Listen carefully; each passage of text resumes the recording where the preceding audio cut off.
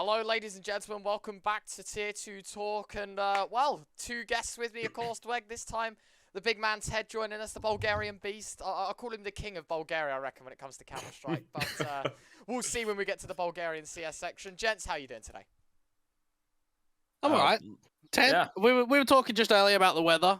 Seems like it's pretty hot where you are, mate. We're roasting over here in the UK, and it's something we're not used to. I'll be wrong. Nah, mate, it's boiling. It's boiling. Yeah, it's boiling. It's boiling here as well. By the way, thank you for having me. I think I'll enjoy it. I was looking forward to it. Okay. Right, listen, gents. Usually we tried Wordle a couple of times, but listen, we've got Counter-Strike all for us today. Obviously, if you don't know what it is, Blast basically have some awesome thing on their website now where we can do a little bit of blasting. Basically, you type in a player, it will tell you some stats, sort of what they do, where they're from, yada yada yada, and basically it's your job to figure out who it is. Obviously, I don't know as well, but I'll be the one to type everything in and you know, give you guys a bit of a rough time. So hopefully that's all good for you. So guess the mystery player. You got 8 attempts. Who's your first one? Who are we going for? I say you go first. I'm gonna put your Kinder in. Let's put in your Kinder. He's been doing pretty well over at Liquid. All right. He's trendy right now. So there we go. Okay. So it is close, obviously, to homeland. He's slightly older. He's not a rifler, and he has less than 2 major appearances. Ooh. Less than 2. Less than 2. And he doesn't play for VP, obviously. That became tough, by the way. So he's older than him. Yes, but has lives near him. Less major appearances. I've heard that the nationality thing is a little bit dodgy. Like, sometimes, even though it says it's close, it's, like, not that close. So I would take the nationality thing with a pinch of salt. I'm trying to think about it, but can we type in HS? HS? Okay, yeah. We can go for HS. There we go. So he's younger than 25. He has less than 1 major appearance.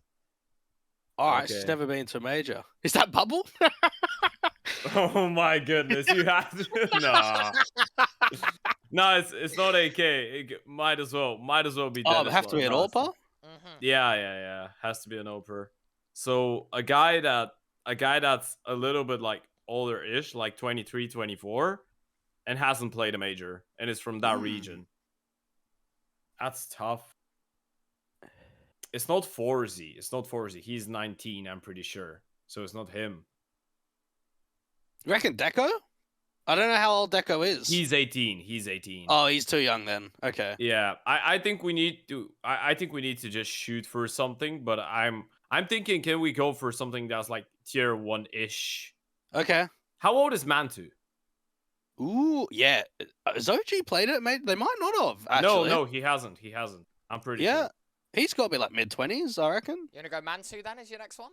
Yeah, oh, he's already smiling. I don't know it. There you go. So Ooh, okay. It's not him. It's not him. So we know that he's 23. He is an AWPer, and he's got 0 major appearances. Yeah, I don't know the answer to this one, by the way. Like, yeah. I'm as clueless as you. I'm just sitting in for the ride. God. The ones I told you I've done like 3 or 4 before that. They were a lot easier than this one. This one's tough, and it's probably something really obvious, but we just can't think of it. I wonder if Acor has Acor played at a major? No, he hasn't. That's a nice shout. Yeah, I'm just But thinking of like. Is he 23 though? He's not a youngster. Yeah. I think we can try him. You want to try Acor? Yeah, Yep. go on then. He's Danish. He's Danish. So- Okay. Is it Nikodo? No, Nikodo's played on a major. What am I Yeah. saying? An AWPer from Denmark that hasn't played a major. Lucky's played major. Did he? Yeah. Well, he's not old enough anyway to be. Oh, He's okay, gotta yeah. be 23, right? So Yeah. a 23-year-old Dane that AWPs, but yet to go to a major. Yeah, that's the odd thing. It's like 0 majors. They usually put like tier 1, like decent tier 1.5 players in this, right? NATO, maybe? Yeah, it could be NATO. Right, are we going? I think You want to go NATO South? I think Yeah, we I'm got just it. like I'm just I think thinking it is. I think Danes, it's him. yeah. I think it's him. No way. It's not. It No is way. not No NATO way. South. No way. What we've really stretched Bro, it here. is it no, Larson's not 23. He's older than that. It's not Larson. It's not Larson from Trick. No. I'm thinking I can't think of more Danish Opers. It's just that there's so many of them that have played at a major. Yeah, I think that's the harsh thing, right? Is that when you think of like Denmark and Orpers, like there's so many more that you could list than you could. Bro, I mean, maybe you throw Larson in there. I mean, just to try it. Like, I can't think of anybody else.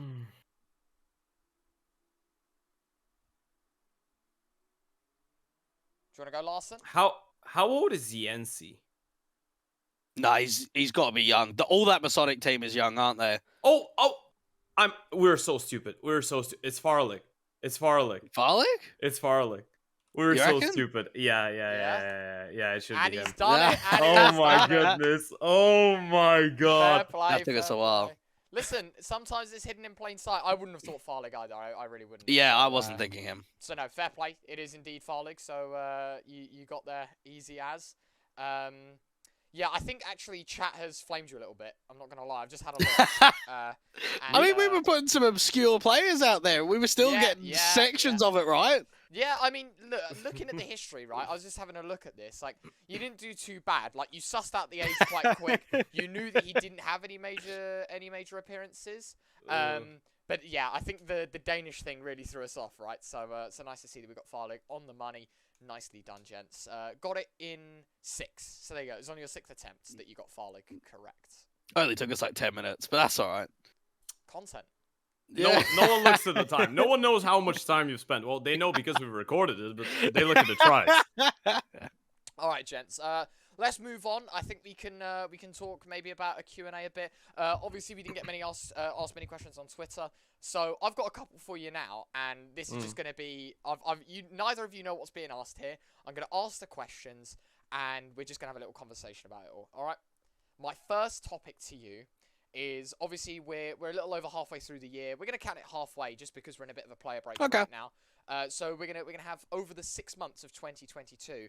I'm gonna ask you a few questions, and you know the conversation is definitely there. My first question for you is, what do you think is the best improved team of this year so far? Oh, I think Masonic straight away. Like, we're just speaking tier 2, strictly tier 2 exclusively. Yeah. I mean, if there's like a tier 3 team that's like pushed the boundaries a bit as well, like maybe we can talk about that. But we can talk tier 2 predominantly. Maybe if they've bled in a bit into tier 1, then you can maybe talk about them as well. But Can I say movie star riders? Can you? Or- I mean, they were pretty successful towards the end of last year, to be fair. Yeah, but I like. Do you really consider them like tier 1 in the end of 2021?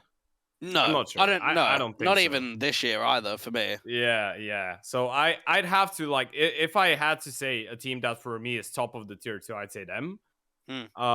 Masonic, by the way, I do agree, and I wanna throw an Enterprise as well. Yes, that was going to be my shout if anything. I wanted to say Enterprise. Yeah, they had a really rough start of this year. So the fact that they're even becoming more competitive and having deeper runs, that makes sense. Even for Masonic, I think they just made some really good changes. There was a very inexperienced lineup. They brought in a couple of decent players. Cabby came into the mix, then Jensi came over, Notan as well. And like tactically speaking, they're one of the strongest tier 2 teams out there. I think they lack with the experience in certain avenues, and maybe the firepower is underwhelming at times. But tactically speaking, especially when they play like Nuke and Vertigo, they look unreal. They look really sound. So I'd have to say them. They've definitely been on quite a big resurgence. Sure. Any others you want to throw into the hat before we move on? Because I've been having a little think. I don't want to. You know, it's very easy. I would say a good few teams could definitely be shouted. I think we've covered most of them. I'm just trying to think like if anyone's got any more. From the list. I'm trying to find the list that Perchy made, you know, of all the HLTV teams. Yeah. See who's like lurking around sort of 40th, well, 50th. I mean, if we had to say like the two teams that made the biggest breakthrough that weren't tier 1 in the end of 2021, it has to be Bad News Eagles and Spirit. Sure. But like again, like Bad News Eagles, I think is a really good example because they started the year as not even tier 2, tier 3. So I guess this is the the best example I can think of. Spirit, I'm not sure because I already consider them like tier 1.5, something like Movistar Riders. So for them, not that like it's a big surprise that they played a semifinal. Don't misunderstand me, but it's still like something that you could expect a little bit more. It's not a bad shout, to be fair. I don't mind that. I'm just trying to think who else there are. I mean, even Forza. I think Forza have had a lot of consistency this year. Yeah, like they've been keeping in and around the top 30, which I think is just so tough to keep in top 30 for the beginning of January to now. Not many teams can do it, and they're probably the only team. Maybe if they've dropped out 1 week here or there, they've pretty much always been top 30 the entire year. Yeah. Okay. Fair enough. I think we can quickly move on. Next topic I'm going to ask you is the best roster move of 2022 so far in the 6 months that we've had. I think is a very obvious one in my mind, at least. Sort of where my mind has gone is Han with Enterprise. But I'm wondering if anyone else has anyone they want to give maybe like special mention to or something like that, where actually Han is maybe a less obvious one. Dweg, I'm actually gonna let you go first with this one because I want to think about it a little bit more. I'm just trying to think, when did Rigon? No, Rigon joined at the end of last year, didn't he? Yeah. Maybe one of the. I was gonna say maybe Shalfie actually on fours. Oh, to be fair, that was even last year as well. Yeah, that's the thing is some of these teams haven't made a lot of changes this year. If we would, maybe it's not a roster change, Ryan, but I would actually say Double Pony going to Heat, like, and actually getting an organization, the step up that they've actually made themselves. Like, they've won events, they've been able to qualify for EPL. Like, it's not so much a roster change, but I think they've actually elevated themselves on a level just by being able to get salaried and move up sort of that way. Sure. Another one that I wanted to throw in, maybe not a roster change, but a series of moves, I would say is the Finest Core, maybe, now turning Swedish. What do we think about that? Yeah, I think quite highly ranked. Yeah.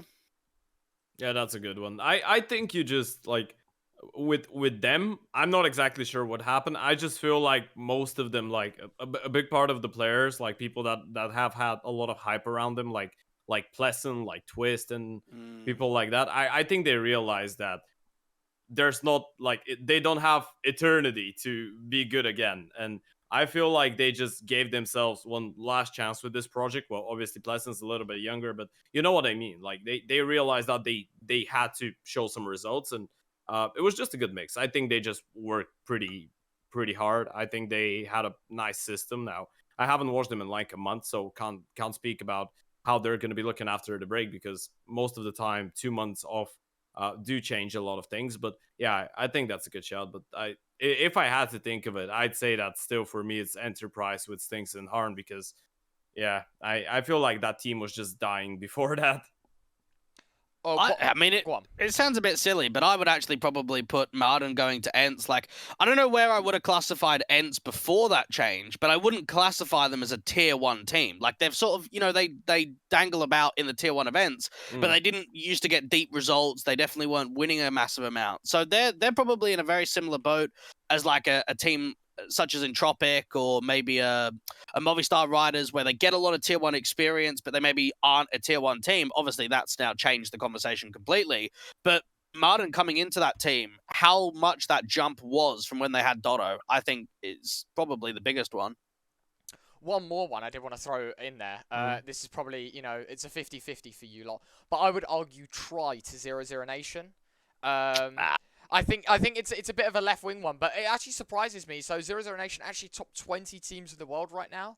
They're in top 20. And I thought he actually did very well. I forget where I watched them exactly, but I definitely saw them do something somewhere, and I was super impressed with how, considering how young Try was, right, as a player. He's 17 years old, and obviously now getting the opportunity to play with Coldzera and with Taco, and then obviously Lato and Dumal both joining the mix as well. I think that would have been like the outsider's shout. I don't think it's on the same level as the others that we discussed. I don't think you can compare them to the same level as Stinks and Han at Enterprise, but it's just one that I thought I'd give a shout for, because I thought, it's not a bad one.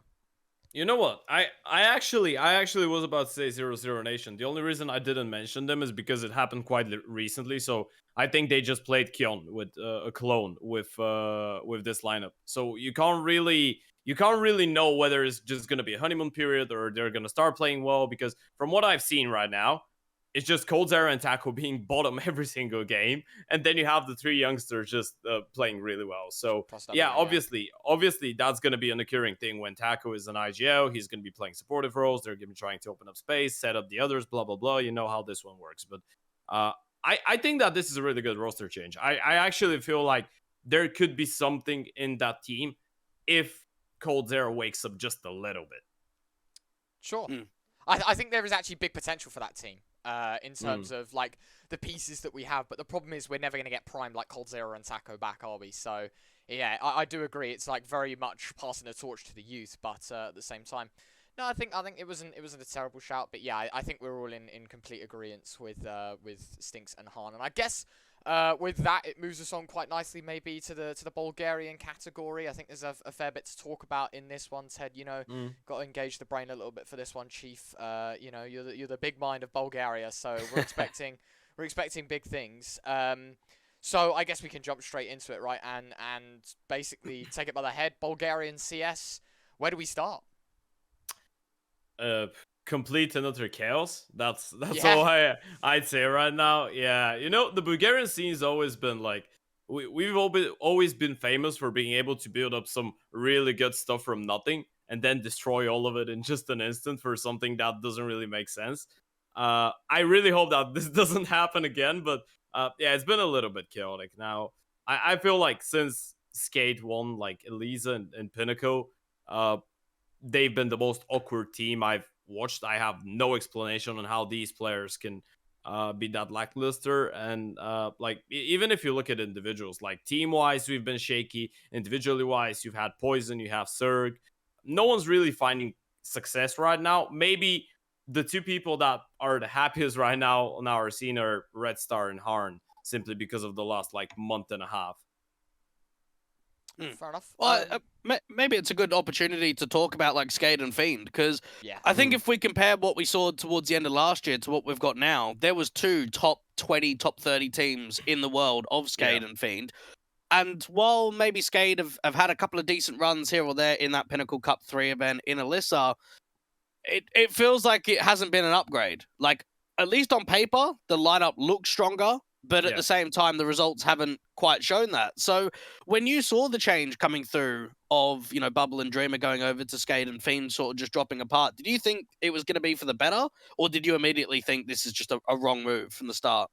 I actually like to look at it from both perspectives. Like, I don't want to, like, even though they're Bulgarians, I'm not gonna be that biased hype guy that just gonna see the roster and be like, oh my god, they're gonna be top 10. I realize that they have the potential to be top 10. I'm really happy for the team.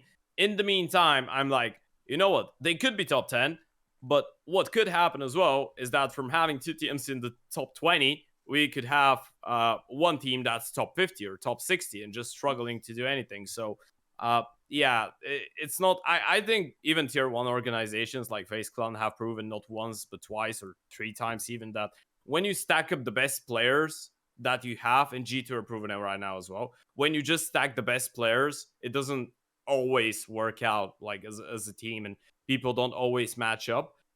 So yeah, I was kind of skeptical because I was happy with having two teams that can compete on a high level. But I'd say that I like this Skate lineup more than I like the old Skate and the old Fiend. Okay. Well, the one thing that I'd add is what happened with the coach situation. Like, Punisher decides to leave Skate. Now, obviously, I don't want to ask you, Ted, like, what happened, but what do you think's next? Like, does he just go to an international team? Because I think Tonio, who used to coach Windigo, has been sort of out of the Bulgarian scene for a bit. He's in NA coaching Strife. Do you get another Bulgarian coach to leave as well? I mean, surely that can't be healthy for the Bulgarian scene if all the coaches just start going elsewhere. Yeah. Actually, I can tell you what happened. Like what was announced, because I had a chat with Bubble on an interview. It was just in Bulgarian, but he said it. So the reason that he told me for Punisher's removal was that because of the war that's happening right now, skaters struggling with finances. They had to cut off some expenses, and unfortunately, one of those expenses was the coach. This is what was pointed out to me as a reason, and what has been officially announced, which is sad from my perspective, because I really don't like the fact that things that have nothing to do with gaming and esports and stuff like that have been just standing in the way. But it is what it is. And in terms of what's next for him, I actually have no clue, because actually, a fun fact, Punisher is the first person from the Bulgarian pro scene that I ever met, by the way. I've known him for a long time. I don't know what's next. I can only say that I think that he is a coach that could go into tier 1 if he wants to. I feel like he has the qualities to be a tier 1 coach. If it's gonna happen, no clue. If he's gonna continue working, no clue. But yeah, I actually believe that we have some pretty good minds. Like you pointed out, Tonio. We have Spy Leader, by the way, who was a coach previously to female teams, not really being active with CS right now. But yeah, I think that we have some pretty good minds for the game. Okay. The kick lineup. I remember speaking to Dispellin a little while ago about the lineup. They're not getting on HLTV very much. I don't know if you've seen a crazy amount of them, but other than Spellin and Victor, for us European newbies that maybe aren't that deep in the Bulgarian scene, there's quite a few unknown players on that team. So what do you think of Kick's potential? I'm really skeptical, by the way. I think that there's a couple really good players in the lineup, but it's one of those scenarios when you just see a team and you're like, okay, I give it like a month or 2 or 3 or 4 and see if it works. And I don't know if anything has changed, but they haven't really played that many officials. And I've watched them play like 3 or 4 times. And I really am not that like optimistic for this team. I feel like though there's some really like good players individually. Like Raf2 is a guy that used to play on Fate. He is I'd say that right now he's around his prime. I think he's a good player. Okay. Awaken is not a bad player either. He's fairly young as well. He's 18, 19 and open, and I think that he can learn. But yeah, it's been a little bit shady. You know, the thing is that you've seen them play as much as I've seen them play. Maybe I've seen them play one more game than you. That explains a lot. Like, there's not a lot of places where you can actually watch them.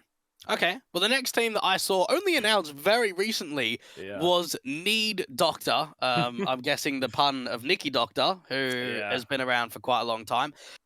Blocker surprises me. I have not seen Blocker in server in a very long time, so I don't know whether he just went for a retirement and has come back. Obviously, Duplicate we saw on Skade. Patrick, I remember seeing on Fate. And then MK, I don't know him. That's not a player that I'm familiar with. Yeah, that's a player that I used to play Faces with like 2 years ago. MK is one that caught me off guard as well, by the way. Even though like most of the time when something starts happening, like you kind of feel where things are going. MK is a name that I just didn't see coming. But when you think of it, like there's not enough opers left to create new teams. Like obviously you have Zerg, Poison, Denny, Harn, and then you're pretty much starting to run out of opportunities. You have Kick who have their own oper, so yeah, I guess that's a nice one. He's a young guy, 18 years old, if I'm not mistaken, 19 max. So, yeah, interesting. But by the way, for Blocker, he actually played Valorant, so he was on Ryan's. Yeah, he was on Ryan's side for 1 year. Yeah. I'd like to preface that by saying I just enjoy playing the game. I don't watch the esport. I will put that out there. Like, I only play the game. I don't watch the esport side of things. So, you know. But if he gets work, he'll want it, yeah. Oh, of course, man. the dollar signs are flowing, man. I'm seeing it all happening. Nah. But yeah, no, I think you make a valid point there with the AWPers. I think we can maybe talk about Cirque a little bit more. Maybe as an individual, because it's a shame. Like, we saw so much from him in sort of the build up, and we thought like, man, is this guy good? Like, we really like hit a diamond in the rough, and since then, you know, as an AWPer, you would expect a little bit more, but you know, we're in a position now where he's got a 0.97 rating in the past 3 months, and we're in a position where he's just lost twice to Godsent, losing to Liquid, losing to 9Z in obviously the American RMR. It's just a bit of a disappointing time for not only him, but for EG in general. Not to mention that we thought we were going to see him in the Pinnacle Championship, and then they bought another team. And it's a shame because, again, individuals like Cirque, and even, I guess that extends to the whole EG roster, I think deserve that chance. And especially for Cirque, I feel like, who has been so overlooked now that we've seen different AWPers and the rise in Tier 2 AWPs, that Cirque feels very bottom of the barrel now rather than the diamond that we once had. And we really, like, the last time we've seen him play an official on HLTV was the Blast Premier Spring Showdown for North America, right? And that is, like, a fair... That's not his fault, though. No, like, of course, that's just EG not playing many events. No, of course. But yeah, it's a bit disappointing to see that last event was on the 27th of April, is the last time that we saw Cirque in a HLTV game. Yeah. I mean, I've actually thought about EG for such a long time, and I think people have been speaking about them for such a long time that at this point everyone's just sick and tired and just waiting for something to happen so we can actually discuss something, because it's been a tough one. I guess the recent events that happened with Stewie and with all the leaks from the assistant coach of Malik, I think that pretty much clarified why things haven't been working out since the beginning of this year. In terms of like Cirque individually, because like I'm not gonna focus on the decisions that EG are making, I'm not gonna focus on the players that they're picking up, coaches and stuff like that. Like I think that EG's decision making, like obviously when you're such a top-notch organization and you haven't been able to win an official against a tier 1 team for almost 2 years, something's not right, and you're making poor decisions. But focusing individually on Cirque, I feel like I think that he still has the potential to be a really good OPER. I think he can still be tier 1. I think he can still be a top 5 OPER, but he's just gotten into his head. And I think that with a lot of players that happens, because don't look at me like that. Don't look at me like that. top not 5. being biased. Top 5. Like I think he could. I genuinely think he could. Okay, maybe not top 5. Let's say top 10. I genuinely think he could. I really think he could. But you know, that's the thing. Like, CS is such an inconsistent environment in terms of, like, if you had to compare it to a sport, it's like swimming. You can't be putting up the same performance time and time again when you're professionally swimming. It's the same with CS. Like, it's really tough to be consistent. So, like, there's a lot of shoulda, coulda, wouldas. A lot of OPERs have the potential to be top 10 or top 5. That's what I mean. Like, don't be shocked. Yeah. A lot of people have that potential, but not a lot of people actually manage to make it happen and stay there. But I think things could align for him.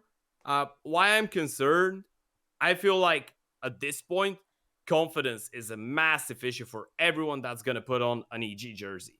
Because do you know where was the last time that they were actually competitive in a tournament? It had to be 2020, right? It couldn't have been. It was June 2020 or something like that. Like last time, I think I looked into that. The last time they actually beat a top 5 team in a best of 3 was in the beginning of June 2021. It was a 2-1 victory against Heroic. This is how long it's been since they've beaten a top 5 team in an official game. So I guess for them it's just a mentality sort of thing. If they manage to work it out, I think that they could be good.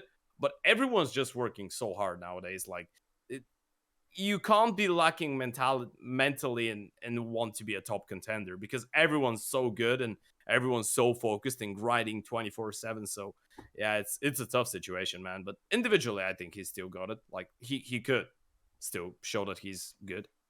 Sure. Even for Cirque, like when I think about when I was first getting into EU casting, we actually spoke quite a lot when he was still playing on Outlaws. So this is probably early 2017 when he was playing with Spellin and Nikki was there. I'm just trying to think who else would have been on that lineup. It was Rocking, I think. Rocking was there. Well. Yep. So and NK, I think he used to play with those lot.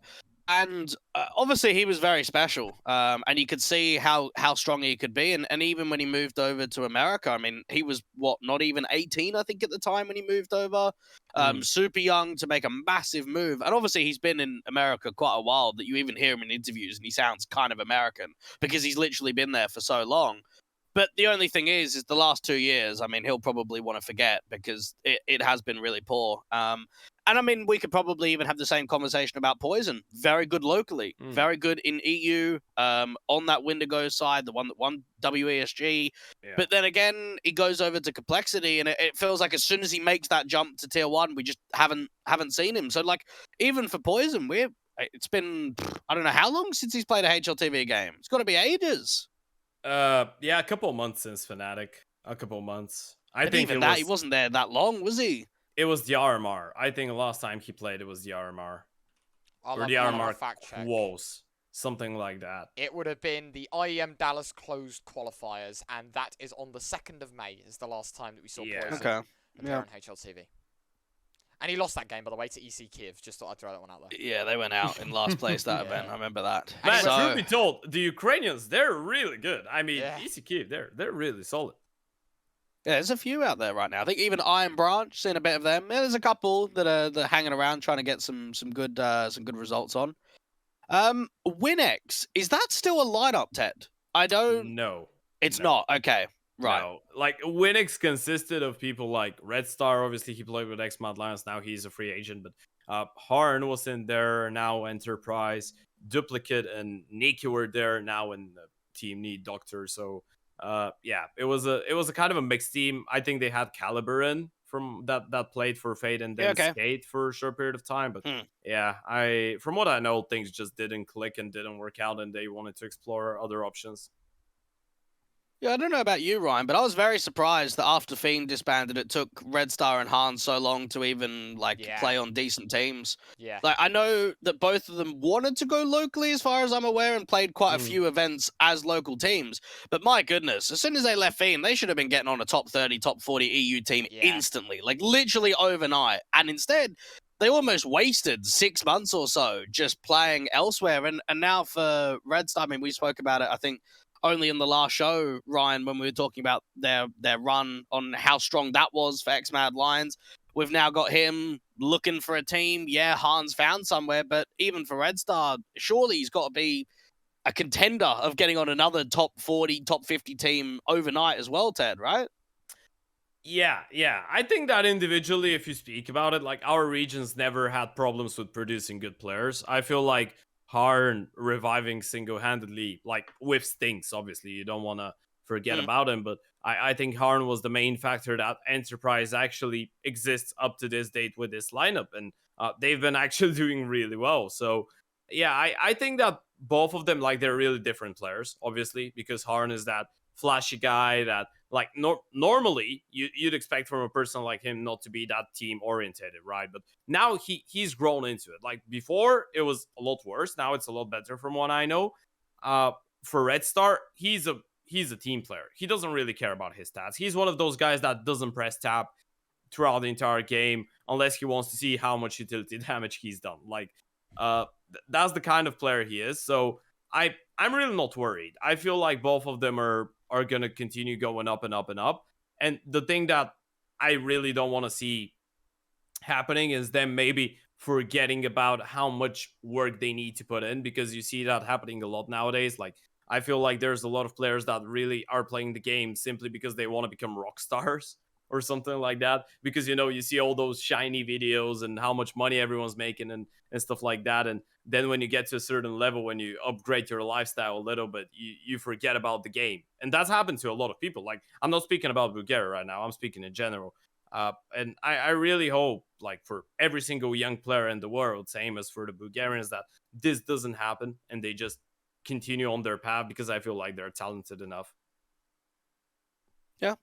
The last team I'd probably touch on, Ryan, unless you've got anything else to add with the Bulgarians, is OG Academy. Now, both me and Ryan will be a bit disappointed to know that Jamie G didn't go over there, and instead the Bulgarian AWPer, is it Shaik? Shaik. Yeah. Shaik. Okay, so he was the one that took his place, and then Oxygen was there as well. Yeah. Now, I think we definitely have seen quite a lot of Oxygen playing on Skade, but we hadn't seen much of the other bloke. So just give me an idea. Was this a surprise that they went to an academy team? Well, surprise. I wouldn't say so, actually. Like, I was a little bit more surprised for Shaik, by the way. I didn't see him coming. Like, with Oxygen, I was like, yeah, fair enough. I mean, in my opinion, when you've played in a top 20 team, you have the experience to go wherever you want. So I was actually not surprised. I think he deserves the chance, especially after things with Skate didn't work out. I was really happy to see him on the lineup. I think that Shike surprised me. In the same time, though, I feel like people really underestimate, and well, not underestimate because people couldn't know, like simply you couldn't know how good of a player he is. This guy's insane. I mean that with all my heart. If like he has some problems with, I think confidence is the main thing. Like once he gets comfortable and he just starts playing his game, this guy's crazy. So yeah, I was surprised, but in the same time, I was extremely happy because I feel like both of them deserve the chance, and I think that both of them can actually go a pretty long way. And by the way, I started laughing because of the Oprah situation, because I think I got told, someone told me like a couple of days before they announced the roster, someone told me, but it wasn't even a Bulgarian guy. Someone just told me their OG Academy are doing an academy and they're gonna pick up that UK Oprah over Bulgarian Oprah named Shite. And I was like, ah, shit. and then they announced it. I was like, hey, nice. Yeah, I don't think they'll be too happy with their results in the Academy League. We'll probably touch on that in a different show when we get an Academy player on, Ryan. But they're not playing many events, OG Academy. We'll see what they're like. I mean, they've just made recent roster changes to the main lineup, so maybe getting a call up from the Academy to the main team, you might have to wait a while until that actually comes through. But yeah, I don't think there's too much else to touch on with the Bulgarians. No. I think like we've set the horizons quite nicely, and I think it'll be nice to see post player break, sort of like what everyone's up to and where we see sort of everyone slots in, because I think the shuffles kind of happen. I don't think we'll see many more moves in Bulgaria. Maybe Ted knows something that we don't, but I don't think there'll be much more going on in that scene and until like maybe, you know, Christmas time and where people really have to settle into their teams. So that's where we'll see the greatest. And speaking of course, I think we can sort of talk of the lead heading into the player break with the finished events, right? I think there's a fair bit to talk about. I think we can start on a common ground with Elisa Esports obviously finishing their event and the announcing of the Espo, the finals, the Masters for the planes for IEM Katowice, as well as that we can obviously talk about Epic, the European Championship, and there's a lot more events I think we'll touch on a little bit here, Dweg. But to start things off, let's talk Elisa.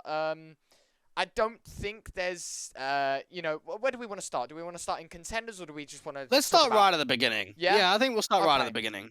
All right, so I'll quickly get up the page for everyone at home to see. It was the obviously the 2022 spring event, right, that we're going to be covering here.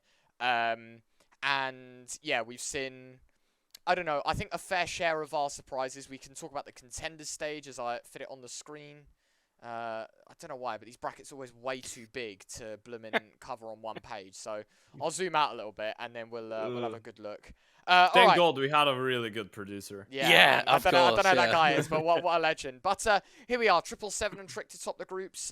Big Academy, ITB, Masonic, all to come in at the 3-on-1 stage. Enterprise, Covert, Mad Lions making it through. I think obviously something that is going to be a big glaring thing to us is that Mad Lions, obviously ex-Mad Lions, after this stage, literally got in on the scrape of their teeth. They went 0-2 down in the contender stage of Elisa. Unreal. And they not only push here, they go through to the main Swiss, and we saw them in playoffs. Yeah. That was a little bit of a surprise, but you know, I think just pressure fell off of their shoulders in the end of the day. Like I think all of these players had a lot of pressure, a lot of things that they had to do to kind of make the organization happy. And when you group up, like obviously they had some experienced guys, but they had some guys that are really good players but don't have so much experience. And for people like that, when they finally like they play the same game, but now they know that unless they do something and unless they show achievements, they're gonna get kicked out. And when you're not used to that dynamic, because this is how things go, right? If you don't deliver, you're eventually gonna get removed or something like that. But I think that for them, it was a really negative thing to have the pressure from the organization. And that's the reason for them to kind of start playing so loose and so well after they got removed from it. Yeah, when I look at the contender stage, I mean, the one that obviously wasn't too much of a surprise was Savage, that like Swedish team where a couple of the guys went over to Finest, and they've obviously struggled quite a lot. I think the team is completely disbanded now, so I don't think we'll see Savage anymore. Astralis Talent had a bit of a poor event when they were starting to find some decent form. We had Little Mix on, what was it, a couple of months ago, right? I think the contender state had already finished when we spoke to them and they went through their matches, but obviously they only went 1-3. The Hell Slayers, who we'll talk about a little bit later on, now Eyeballers.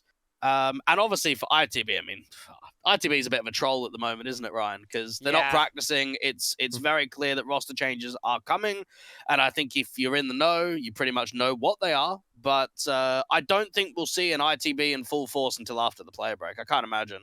I think we'll have to see them in 3 weeks from now because the ESEA Advanced season starts up in just under a month. So okay, yeah, probably then. That'll probably be where we see the new roster. And obviously, if you want to know who's on the team, you can go to the ESEA page. You know, it was a giveaway. It was there. But yeah, I think it's quite nice to see a fair lot of youth actually making it through in this contenders stage as I wanted to talk about. Obviously 777 aren't exactly the most youth of teams. I think we've got a couple of pieces there of that puzzle that are quite young. Obviously Tricked as well, very young team. Big Academy. ITB, something to note as well. This is Adam, who I think is like 21, 22. Dobbo, who is 19.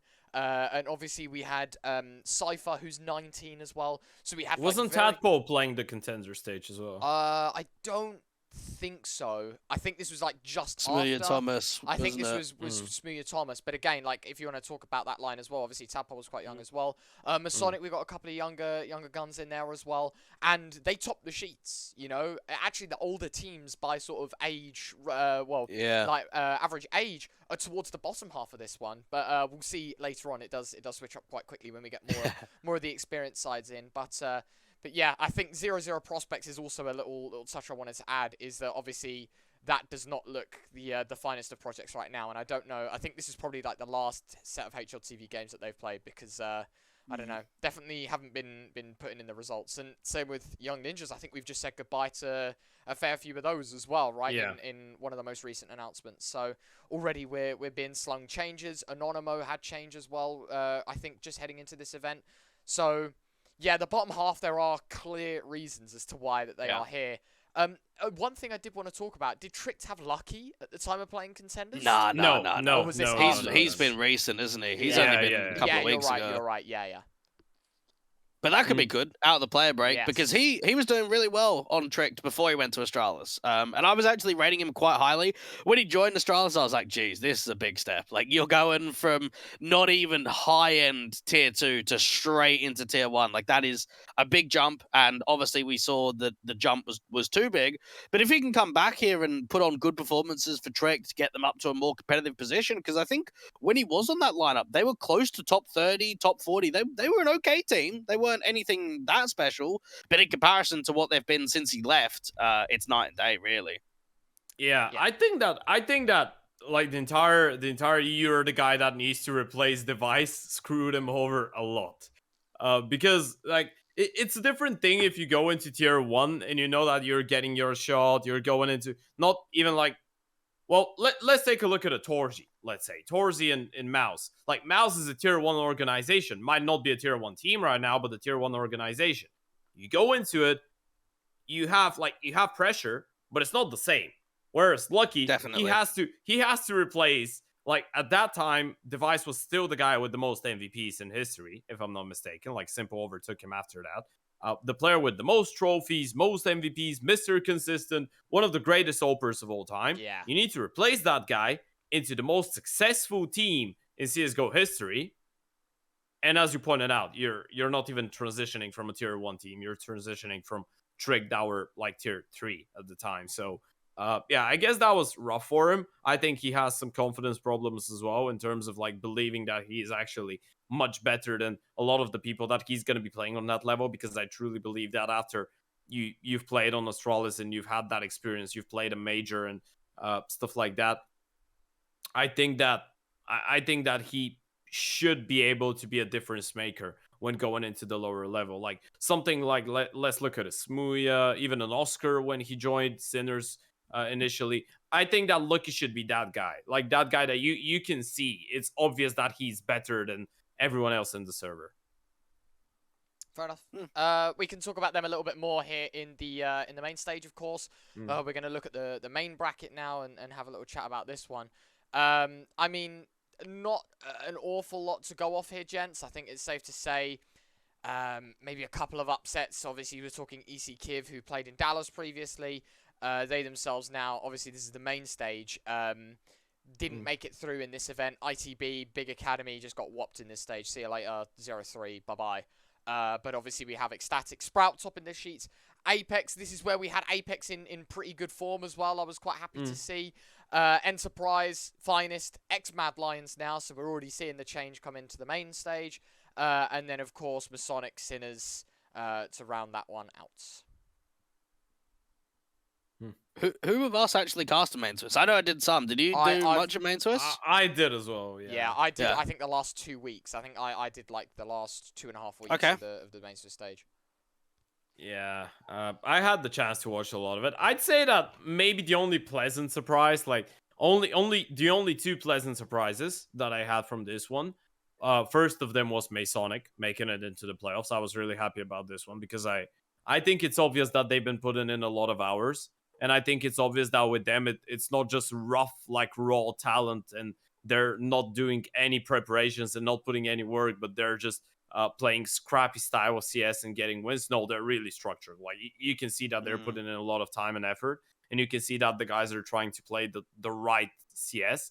And I actually rate the fact that they were down 1-2 and they managed to beat both 777 and Trig because, you know, not the best teams that you can get in terms of like current form, not the toughest oppositions.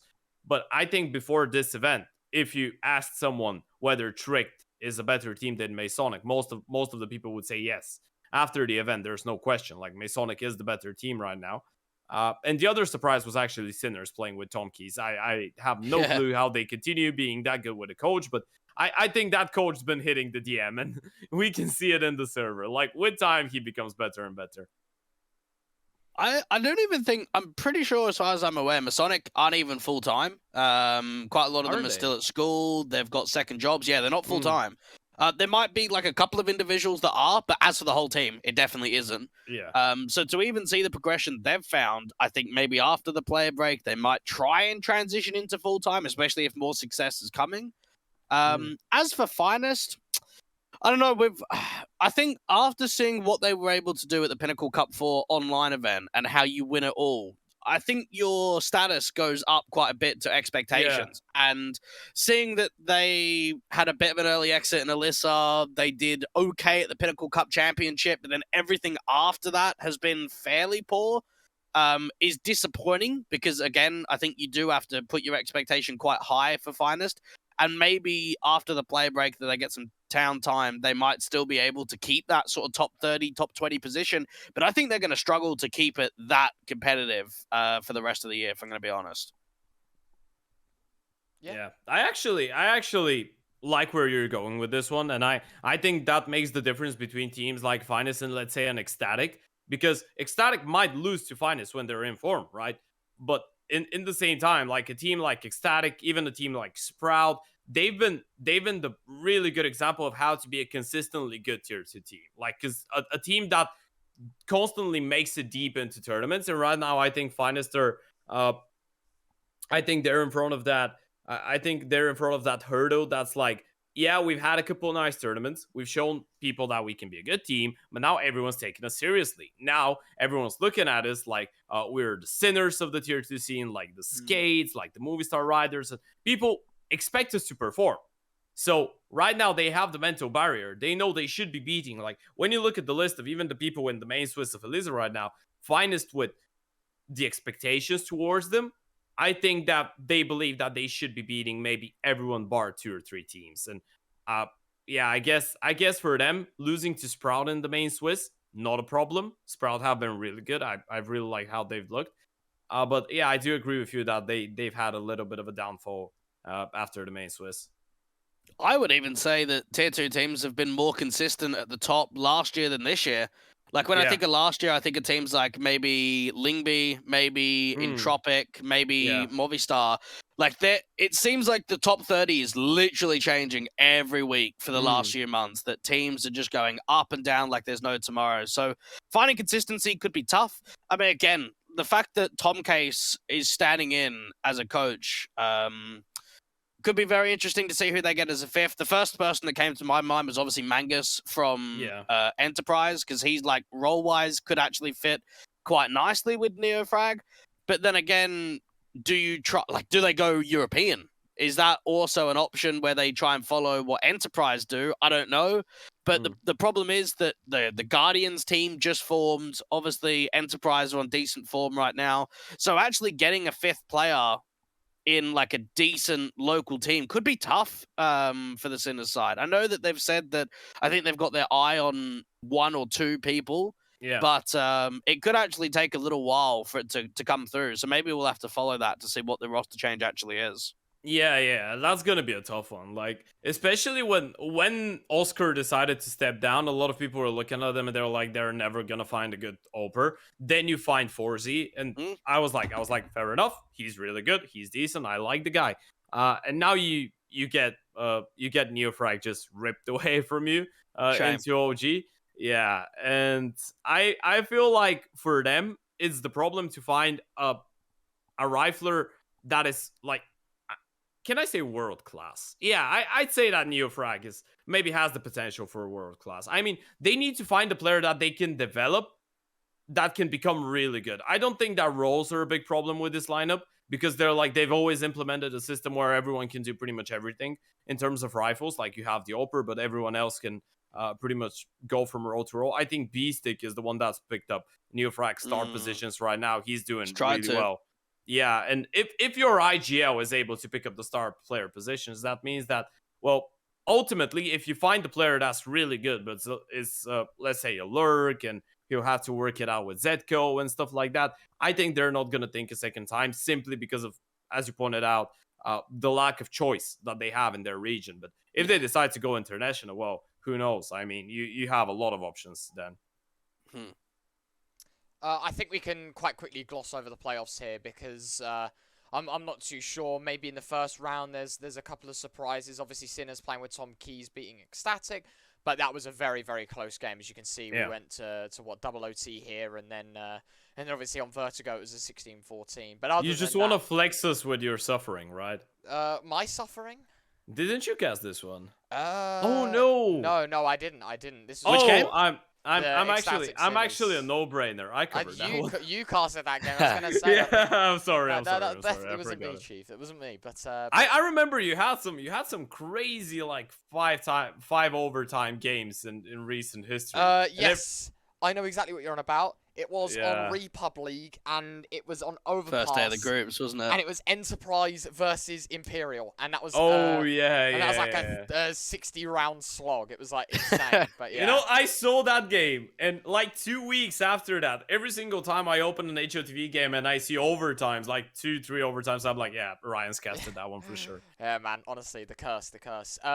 But I think this went as easy as. I think Dweg obviously stood in one of the days with you where we saw. I don't know. Go on. What were you gonna say? Well, you say easy as. We did the Masonic game, right? We did Masonic Heat. No. I think we did. Which one did you do with me? I thought we did B&E Finest, and what's the other June 30th game? Oh, we must have done. Yeah, like that was really close. For the first BO3. I only stood in for the first BO3. Yes, that's right. No, so you are right. Yeah, I palmed you lads off at the difficult game, and I took the 2-1. Yeah, so like immediately, even from the round of 12, you had 2 dead teams of X-Mad Lions versus Apex, so anyone can win that game. Masonic beating Skade was definitely an eye-opener for me, because it's like, all right, even though Skade aren't in the best of form right now, that's still beating a top tier 2 team. That is not an easy achievement at all. So that was a fairly decent win.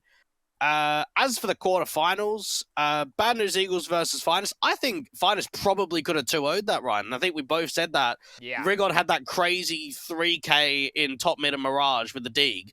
And unless that round comes through, I think the 2-0 was very much on the table Yeah, there they for lose finals. that. Even though the scoreline was 16-11, it was a lot more one-sided from the start of that map to how it actually ended. Yeah. And then obviously map 3 came, and it was I just a think bit of a whitewash. Finest went 8-1 up, didn't they? And then they literally won, like, the B&E side won the rest of the... Or no, it was the other way around. I think B&E went, like, 7-0 11-8 up. was it? Or something like that. It was, whatever, like, yeah. super early game. Like, I think B&E led. And then Finest were on some massive comeback. Because I think it was, like, 7-0 down. And then Finest win, like, 10 in a row. Across the halves as well, and then Rigon hits the 3K with a deagle on the half and buy, then it changes and then everything. that was the momentum gone. I think that was the only game that actually watching it could have gone the other way. Complexity Sinners, obviously when you look at just the branding, like Complexity should be winning that one through and through. That's a big disappointment. But for You Sinners, reckon?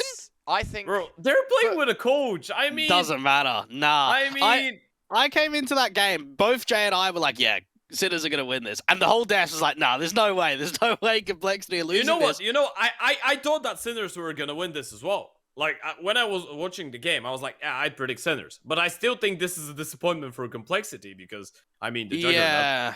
Yeah, that is true. I don't have my notes on hand, but I think it was something like they'd won 1 out of 13 best of threes against EU or CIS teams. Yeah. And it was like, man, what is going on here? Like, why is there such a lack of success? And even the fact that they'd had some close results against Tier 1 teams just a few weeks before this event, and then you lose to Sinners with a coach, like, you're probably right, Ted. This is a massive disappointment for Complexity. Yeah. It's for the organization. I mean, like, if you look at it, if EG, like Evo Geniuses, were to lose to Sinners, you wouldn't say, like, from perspective of how they've been performing and the chaos and stuff like that, you wouldn't say it's a disappointing result, right? But that's if you hide the logo, the name of the organization, and the names of the players. And then when you unveil all of those, it's still a disappointment because you should be, like, Complexity on paper should be beating Sinners even if they are not playing with their coach. So yeah, just losing to a team that's wounded, it just makes it harder. Like, that doesn't steal any credit away from Sinners. It's just like the standards that you have towards an organization like Complexity. Well, I think we even found, was it the last map? Hang on, I'm just going to double check this. The coach of Tom Case dropped more kills than Junior did on the last map, the third map decider. And even for Grim, he put up 80 kills, I should say, in an entire best of 3. And the next one down was Fang at 47. It was insane how hard Grim top fragged every single map for Complexity, and there's just no support. There was no support whatsoever. So yeah, I mean, it had to be Junior, didn't it? I mean, when you said that someone had was lower tab than Tom Keys, I was 100% sure you'd said Junior. So yeah, rough one for Complexity. Even Eternal Fire just got slapped into oblivion by X-Mad Lions. That was just not even close. And then Heat versus Masonic. I know that you bounced off, Ryan, but that was a game that Masonic, I think, were up 15-12, and unfortunately they choked it on Nuke, so they didn't close out the best of 3. But that could have been another massive upset. Beating Skade, beating Heat, going into your first semi-finals. It's just a shame that it didn't quite happen, because I think they worked very hard. And then from the rest of the event, it was a bit of a shame, because the semi-finals weren't really that competitive, and then even the grand final wasn't that competitive either. So to me, the quarterfinal games were probably the most entertaining out of the whole event. Yeah, I can agree with that. I think it's safe to say, like, the semi-finals and the finals, it could have been so much more. I think last time, Dweg, we were talking about this, the last Elisa event that we had, which would have been Winter 2021, and I think like if I'm not mistaken, out of all the games that we had in Winter 2021 of Elisa, like, one of them went to a 3-mapper from the quarterfinals onwards or something like that. Like, we had so many 2-0s. I'm going to fact check myself before I think Skade won like 16-8, 16-8 in the grand final against Heat or Double Pony, it might have been. So it was Heat, yeah. Yeah, so it indeed was.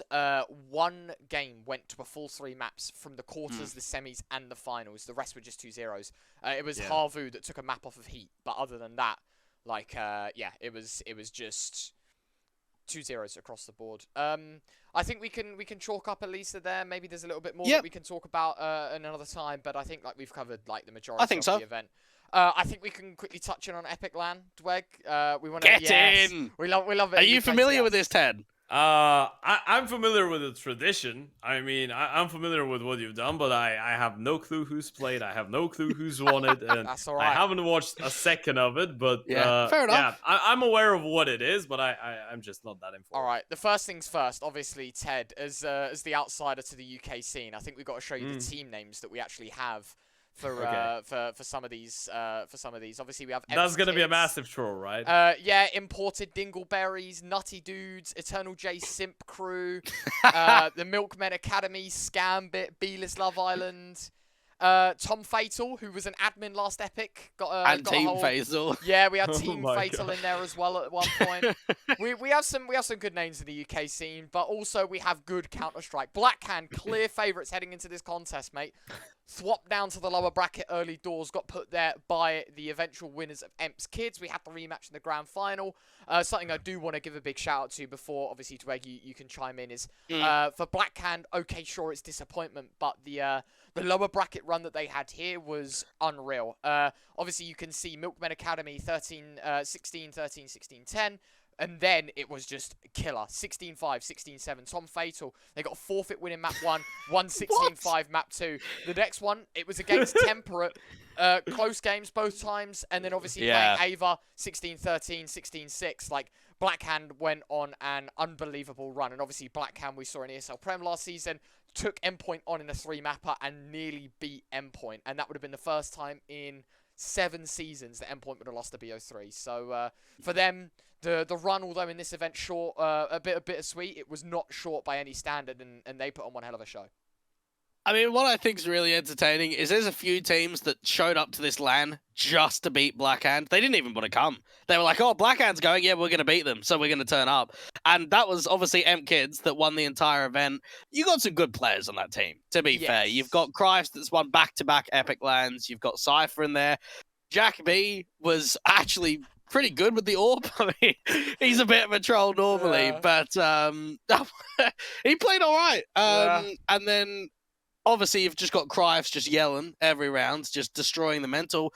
But then even full credit, I would go to the Sasha's team of 24.8 average of upsetting Blackhand in a best-of-1 in the opening game on groups when they are a mixed team. To upset against the absolute tournament favorites is a pretty good achievement. They played tactically some interesting CS. But yeah, it was a really fun event. And I mean, even for Ava, right? I know you know some of them, Ryan. For them to get HLTV was pretty insane. That was massive, yeah. So what is quite interesting, Konzi used to play with Envy or Matt in a team called Ignite. I coached them. We removed Konzi just because of scheduling issues, and he wasn't you know, always around. And literally the event after he obviously gets removed from Ignite, he goes to Epic LAN as a mix, obviously plays with Azuwu, who we know is a pretty keen individual. As you can see, obviously he plays with the One Pin boys. And then obviously playing with Mafori and Earl, and they get HLTV, and they score top 4 at an event that, well, in fact, top 3 at an event. Top 3, yeah, it's not bad. Realistically, I seeded them, hold on, I can't expose the sheet, but I think I seeded them pot 3. I'm pretty sure I put pot them 3? Or maybe even pot 2, but I definitely didn't have them pot 1. And they exceeded all expectations. They did a killer job. Obviously, Temperate as well, ex-TLR boys, Emmy, Hoy, Marco, Regan, Fluffs.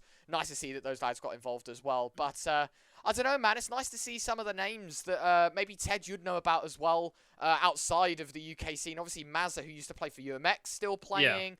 Christ still playing. Obviously, Cypher coming in as a mix as well. Fraser, who we've known from a very long time playing with Blackhand. Him and Dexter have been around for a while, to be fair. Yeah, and I think there's a lot of names here as well, just outside of that as well, that a lot of people maybe would have known of. Reese, obviously, from the ex-Blackhand boys. Sorex, a big name. Nem coming from Lucent. MMS. Big nemesis. Yeah, Yenny as well, who's been around the block for a little while. Moshi as well, always nice to see him turn up for an event. But yeah, I think we had a pretty stellar time here with Epic, and I don't think there's much that we can talk about more, other than bring on the next one, mate, where we win it all. Yeah. By the way, if you want to play the next Go on. epic, I might fly over and join. Oh, he said Interesting. it. He said it. All right. I he said it. actually had a friend of mine did play in the last epic. His nickname is Explain. And Yeah? with mate, Shuby's team. Mate, Yeah. so I have a funny story. he was playing with Temperate, if I'm not Yeah. mistaken. That's right. Yeah. So maybe we can arrange something for the next one. I'd be keen. Mate, it was insane how many casters actually turned up at this LAN. Like, that weren't even casting, too. There must have been about, what, 10 of us, right? I mean, outside of who we had on the desk, I think we have like 5 casters. The HLTV list, or the Wikipedia list 1. But I think we had like Brandon, Fred, Tom, and then we had... Yumi showed up. Yeah, and then Louis obviously 2K was there. Neo Icon was there, and then Neo was playing. Me and you were there. Yumi, Cody... Like, we had a lot of people there, like, casters-wise. It was pretty cool to see. But, yeah. Funny story about X-Brine, actually. I think we registered the longest Mag 7 kill in history for Epic LAN. From him to me, in fact. I died to a Mag 7. He was sitting Donut, and I was sitting A-Site on Ancient, and I got one-tapped, basically, through a smoke. Like, it was criminal. But yeah, there you go. That's the one. I think maybe you want to cover one more event, the European Championship, and then we can move on.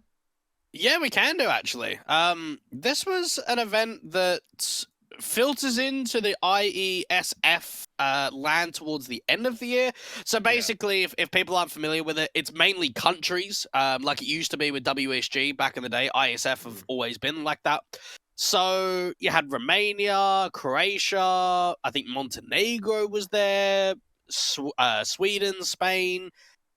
What are some of the decent teams? I mean, Blue Jays, obviously, the Macedonians, they did quite well. Israel, I think. Spain as well. We had, obviously, iNation representing Serbia. I'll bring it up now for everyone at home to see. The flags are there, and obviously, we have one question mark, which is the Russian boys, or the Ukrainian boys, sorry. Obviously, that's actually a pretty sick team, may I say, of it's not bad. Ukrainian side. That's Akuma right there. It's the exact same lineup, isn't it? Obviously, they've changed from that, and they've kind of gone different ways, but I think they regrouped just for this one event, and second place on LAN's not bad. Yeah, I think that those guys are insane players. Like, I'm not sure if you've seen, like, you've obviously have had to see something from Sensei. He is the best Oper I've seen in my life. I have no clue how he's doing it. Yeah, they're insane. I think they're really good. I think that looking at the list of the teams, it wouldn't be a surprise to anyone to say that Blue Jays are going to win this one. I think they are the best team. I maybe had some hopes for the Spanish guys, by the way, and for the Serbian guys as well. I've had the pleasure of knowing Choi for a long time, by the way, and I know how good of a player he is. I think that iNation are a pretty solid team. I think they made it into semifinals, if I'm not mistaken, so not going to be too disappointed with this one. But I guess what had to happen did happen in the end. I mean, Blue Jays win the tournament being the best team there, and then you get a good performance from the Ukrainians that as well are individually pretty decent players and have already proven themselves on a fairly big stage. I think what surprised me most is if you look at the Swedish team, Ira, Chiquinho, Master, ZTR, Pepzor, and I mean, sure, they got to the semi-finals, they lost the Ukrainian lads. I think they also had a pretty good chance at winning this event, sort of with the pieces that they have. But looking at this event, obviously there are some teams in the quarterfinals you expect to get whopped. I think for Norway, you know, they didn't really stand a chance against iNation, and same could be said for Spain, because you're not playing against a country, you're playing against a team, right? And that is a massive, massive step up. You go from obviously playing with each other. You obviously would have played the local pugs, the stacks, whatever. But it goes from, you know, pugging with your friends to we're playing in a full tournament for representing a country. And then your first round is against a team. And so for Spain and for Norway, I think it was kind of coming for them. Sucks to see that we see the two teams meet in the semi-finals. Having said that, I think, as Ted said, I think Blue Jays were there to win it all. And although the Ukrainian boys put up a good fight, it was expected. It's pretty cool. I mean, 16-team LAN, it's not a massive prize pool, 25 grand, but still to be able to get all the teams flown out from many different countries, it opens up opportunities for some of the others. I mean, Maki, I know a lot of people know because he dropped like 130 kills in a best of 3 or something. but a lot of those guys from Team Croatia aren't going to be known. Austria, even Belgium, I thought it would have been EC Brugge to go, or at least a version of them. Instead, it's a lot of unknown players as well. Even Germany, I thought they might have had a stronger lineup than what they actually brought. I thought maybe like Crystal or like the Koana boys, you know, like even Big Academy. Yeah. But yeah, no, I watched a bit of it.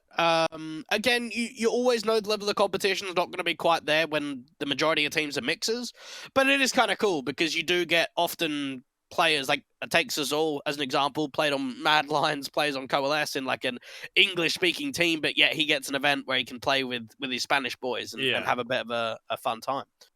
The only other event that we've got to talk about, Ryan, is this the PGE Cup, the one that Max was talking about in the last show. Yes. So I think that was a 4-team LAN, right? If I'm not mistaken. And It was just. It was Illuminar, Endpoint, Sinners, and Skade. There you go. I wasn't sure if we were like leaking it on the show because Max was telling us before that he was going to this LAN, but then I think as soon as the show finished, I think I actually saw that it was on Liquipedia and everything. Yeah, so it had been announced. On the Yeah, but I was a little bit worried because I didn't really want to talk in too much detail about it because I wasn't sure if it was even announced. I can fit it all on one page. That is what we like to see. As you can see, nice. There is a show match at the bottom. You know, there you go.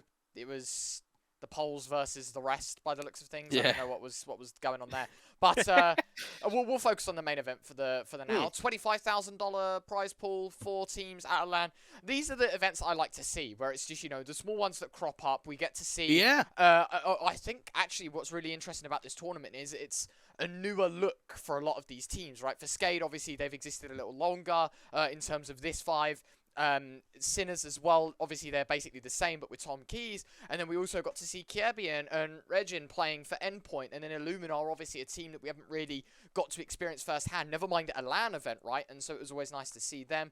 Unfortunately, the Illuminar go out in 4th, 3rd is Endpoint, 2nd Sinners, Skade win the event. For Endpoint, it's getting yourselves on the map, right? To take a map off of Sinners, you're probably banking on winning that series, but you lost 16-9 in the BO1. That's always going to be a bit of a heartbreak. Beating Illuminar's good. This is probably good just to put your name out there, right, and really show your level of competition with a side. I don't know, really been mate. Practicing for too long. You got to think, he's only been around for like a couple of weeks to learn. What did Max say though? Max was like, "We want to make playoffs of EPL," and yet you come 3rd in this event. Like, if you've got the expectations of we can go out a group stage against tier 1 competition teams, you've got to be winning this event. You've got to be going all the way to the final. And the fact that they nearly got 2-0'd in their lower bracket round 1 game. I watched that game. They nearly lost to Illuminar. It wasn't until it went to a 3rd map that it actually got a little bit easier from them. And yeah, we know that Sinners have been strong, but still it's Sinners limited. It's with them as a coach. And I think just hearing from what we got from Nertz and what we got from Max, maybe their expectations, Ryan, are a lot higher than perhaps what the results show. Maybe it's just one result. Maybe you look at it and go, okay, it's just one LAN. They need a little bit more time. But the way that I look at it, after hearing what they said, this has got to be hugely disappointing. My only guess would be, sorry Ted, my only guess would be maybe if they're like strat saving for EPL. Nah, don't give me that. No one is. Nah. Right, hey, come man. on. No, Come man. on. What do you mean strat? Yeah, I'm gonna lose 5 tournaments in a row on purpose just to have my strat saved up for that one. Well, don't give me that. Don't give me that. Okay, maybe I don't know. That's the only thing I could think of. You know, yeah, you are right. Like, if you're expecting to make it into playoffs, like you definitely should be. You definitely should be. You know, at least in the finals. Whether you beat Skade is a bit of a question mark. But you are right. Like, if you want to be getting there, you want to be beating Sinners and Illuminar. Yeah. And the fact that, as you said, both maps go as close as ever. Like Endpoint taking double OT on Ancient, and then obviously 29 rounds on Inferno. It's scary, but hey man, I'll give them the benefit of the doubt. You know, I've got to at least give them a chance. I'll be the devil's advocate in this scenario. I think you two firm believers that, you know what, you'd suck at Endpoint. You know, you didn't win. Like, what's going on? I don't want to be like that. Yeah, that's a bit too far. Yeah. It's not like that. It's not like that. It's just being objective, right? Like I'm fully on with Dweg. I feel like for an organization like Endpoint, especially after you bring in a coach with that experience, you bring in Kierby. Like, Kierby isn't. I feel like a lot of people, like including myself, because I was a Nor fanboy back in the days.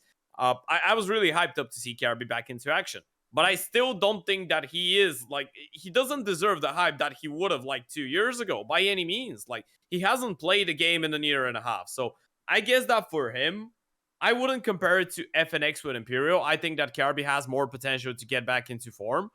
But I think that, like, when you announce two names like that, doesn't really matter that he hasn't played CS for a long time. You still need to be, you need to prove something and show something. It would have been completely different if they had two old Illuminar without any troubles whatsoever, and then lost in the semifinals. Then it would have been like, it would have been a success, but it'd be, alright, okay. They might lose to Sinners or a Skade, but they are far better than the team that they should be far better than. But yeah, struggling a little bit. I think that wasn't that great of an event for them. Still cool to see Kirby though. But yeah, I think that Skade and Sinners are the two teams that can actually benefit from this event, and that actually have something to be happy about, because Sinners make it into the finals playing with their coach, and Skade actually managed to end a pretty tough season for them with a victory that they needed a lot. Yeah, I think I agree with that, actually. It's as you said, it's nice to, despite these changes and sort of the conflict that Skade have been having, because the name that has been in top 30 for so long hasn't been there. I think the way you go into a player break with a LAN win like this, sure, it's not a big fish in the sea. Yeah, something. It's something that you can work from, right? And you can be like, do you know what? Yeah, sure, we had a pretty shit season in terms of, like, you know, didn't really make the push for ESL Challenger League. We're not going to see ourselves, you know, in conference anytime soon, sort of in a local environment as well. Getting this win is going to be a big mental push for them, and so yeah. Quite I can give you some info on it, by the way. Like, I can give you a little bit of a sneak peek on what was going on. Because I had a chat with Bubble. I think we did like a 20-minute interview in Bulgarian like a month ago or a couple weeks ago. And an interview with Danny, by the way, like last week. So I've had the chance to ask them, and what I've known from what's happening right now in Skate, the last couple of months have been lacking in terms of team atmosphere, and there's been some problems with discipline and people fixing their mistakes, doing what they are supposed to. So yeah, there's been some internal issues in the team. So I feel like even for a second there, I was worried for the team if they don't win this tournament. I was thinking, oh shit, like if they lose this one and they lose to, let's say they lose their first game, they lose to Illuminar and then lose a best of 3 against Endpoint, I was thinking, well, I don't know where this team is going. So I think that for them, this is a massive victory, because I think that all 5 players are really good, and they're obviously in good terms now that they've won this last tournament. But yeah, what Danny and Bubble said was that there was maybe some lack of discipline and motivation for some time. But I guess that after this tournament, that could be all right, especially when they have some time to refresh as well during the player break. It's nice to see them on LAN too, because to be honest, they've always been a team that I've looked at and said, geez, a lot of experience, they'd be good on LAN. They just don't play on LAN very often. I know they suck in open quals, and they'll even say that themselves. They really struggle in qualifiers. Bubble owned on LAN, by the way. I was surprised by that. He was top ranking every single game, And I mean, even maybe we talk about Nerds a little bit, Ryan, because when we spoke to him about conference, he obviously did really well. I think he put up positive 50 KD, like a 1.49 rating, and then at this LAN event, he was towards the bottom of the board. He actually didn't go positive across the event. So when you've maybe got your disparity of Nerds dropping 30s on pretty much every map at conference, you now come to another LAN and it's not the same. Is it worrying for Guy? Maybe. Perhaps when we actually see him at EPL groups, we can get a little bit more of an understanding of what it'll be like against that caliber of competition. But I mean, even for Skate, like, we know that they can perform. We know that they are a team that can win events. They're probably just having some struggles with consistency at the moment. And maybe if it is, Ted, like you say, a motivational thing, the break might help them. The break might just give them time away from the game, itch them back in once you get back into all the events and everything. So, but yeah, the thing that kind of sucked was that there wasn't an English broadcast. Should have asked, but mate, it is a Polish event, so yeah. You can't really ask for an English broadcast if it's not an English event. But if they do one again in the future, I'd love to see an English broadcast for this sort of thing. Yeah.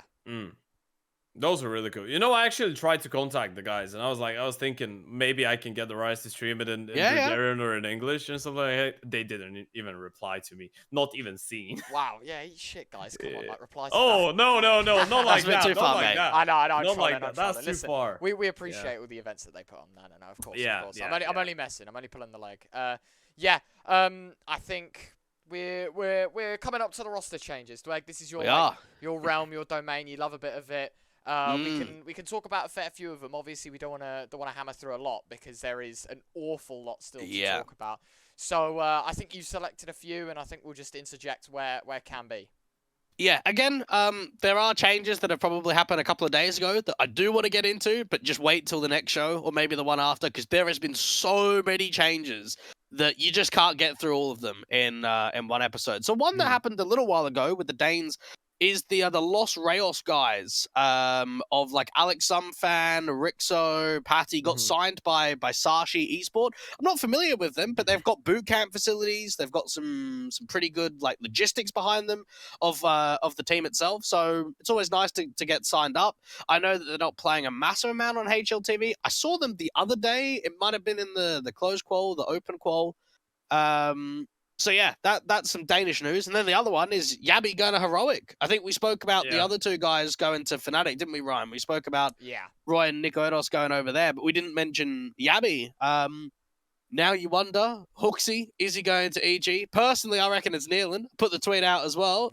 Not playing with K23 in the closed qualifier, and he's one of the targeted IGLs to go over there. So put 1 and 2 together, and it makes a lot of sense. Where Hooksy goes, I don't know, to be honest. I'd really like him to go to Apex. I think we mentioned that on the last show, but if he goes to Apex, I reckon that could be a very good signing. You know, I was thinking wild. I'm actually gonna say something. I don't believe that's gonna happen, but I was thinking, what is the chance? What are the odds of Hooksy going into G2 replacing Alexi? You reckon? I saw this. Yes. You know, that's the craziest thing I've ever thought of. No, I didn't see it anywhere. I was just thinking about it. And I'm like, am I really that crazy to believe that this is a possibility? And then I'm like, who can they actually pick up? Like, who can G2 pick up? Do they have another good option? Because unless they steal away Snappy from Ents, they have no one. Yeah, they're not going to get Snappy. You can't. Well, I say that. The problem that G2 probably have is that the pockets are only so deep. You can't just keep buying out insanely good players. So maybe it does give an opportunity for a tier 2 IGL to make the move up. I mean, God from Sky, mate, I reckon his buyouts can't be much. Wow. Imagine. Bird from Sky on G2. By the way, that's going to be the biggest meme of the world. I love the guy. Chat is going to be exploding. I can't wait for tier 1 fans, like people that don't really watch tier 2 CS, to see how crazy of a player this guy is. They're gonna be having the time of their life in Twitch chat.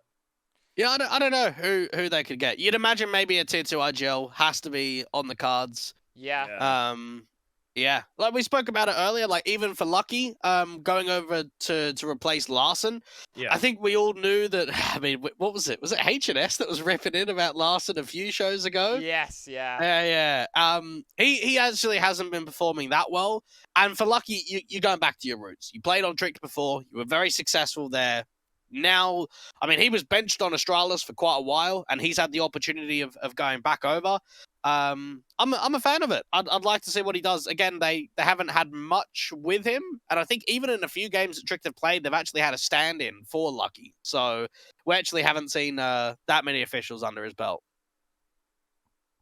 Yeah, I think that I have, as I pointed out earlier, I have big expectations of Lucky, and I think that all the changes that have been connected with Danish players have been really exciting the past couple weeks. Like you pointed out, the Yabi going to Heroic, I think that was something that I wasn't ready for. Well, I'm not going to say I wasn't ready for Yabi to go into tier 1. I'm going to say I wasn't ready for Heroic to actually remove Refresh for this. That was a bit of a surprise. But yeah, I think Yabi is a really good fit for them, by the way.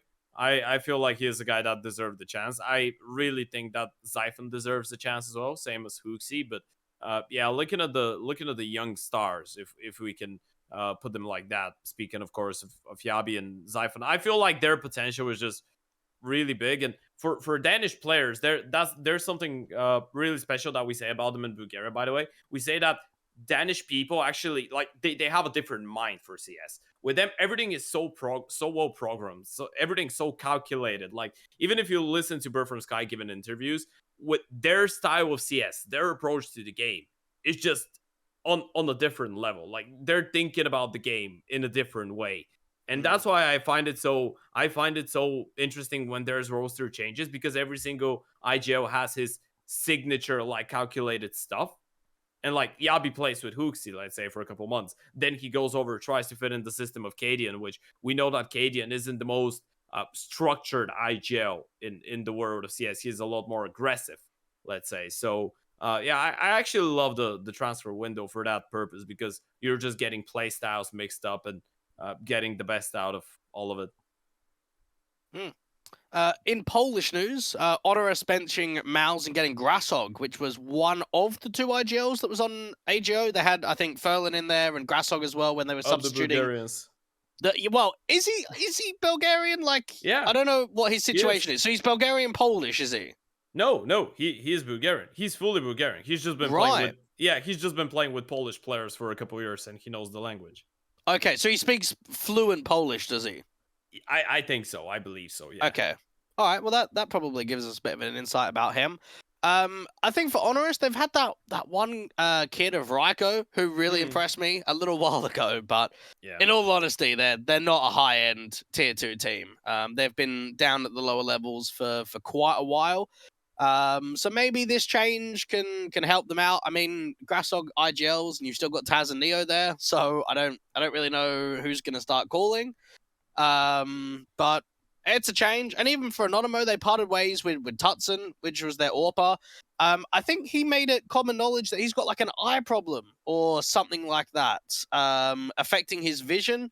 Yeah. Which is a real big shame, because he is an unreal AWPer, and in a lot of games I've seen from him, even before playing on Anonymo, he is very talented. So it's a shame that they part ways with him. That may be the reason why. I'm actually not sure. But they brought in Flay from Game Agents, who I don't know. So again, maybe a newer, like younger player, something to keep an eye out for. I don't know. Have you guys casted any of One Shot? Yes. One Shot. Yes. Yeah, I have. Didn't they? I think they won. I think they won the Malta Vibes in the beginning of the year. Perhaps. All right, I'll fact check. Yeah, we're speaking about like Sasuke, FPS, Faded, those guys, right? Cynics. Yeah, that sounds about right. Yeah, that sounds right. Yeah. I've covered a fair bit of them. Yeah, well, Yeah, I was just having a look. So they played in. They went 6th, 8th in the Pinnacle Winter Series 3 regionals. They came 2nd in Malta Vibes Knockout Series 6. Just before that as well, they actually won Season 39 of E Relegation. It was ESEA Premier at the time, heading into Season 40, which I think that was the changeover, right, to ESL Challenger League Season 40? Or maybe it was like ECO or something like that. I don't know. But yeah, the One Shot lads, I don't know, the Get Jekka, Grek, FPS, Fadet, Cynics. That's it. Yeah, that's the one. So again, they're not the highest of caliber squad, but they've obviously been about. They part ways, or One Shot parts ways with the player roster, and they join Take Aim Gaming and add Tony Black as a coach as well. So getting a little bit more experience under their belt on that team. So we'll see what the new org gives them, because I think they only played on HLTV. I think it's called TAG or just Tag on HLTV. Yeah, it's Tag. So what are they? Yeah, they're about 70 off. So I mean, at the beginning of the year, they were nearly top 30. So they might be able to get to a little bit more of a competitive position later on. In other news, we spoke about the Hellslayers a little bit in Elisa. They bring back Eyeballers. Now, I think this was a little bit of knowledge behind the scenes that they had to buy the rights of, because Eyeballers was a 1.6 team. So they had to buy the rights to bring the name back. And they're doing a very similar state to Eternal Fire, where they've got players that are also like management. So I think JW's the CEO, and Flusher and him are both co-founders as well. And I don't know if anyone saw their announcement, which took the piss out of the old Fnatic that trailer. Was so funny. That was very good. That was, I was a fan. I'll give him that much.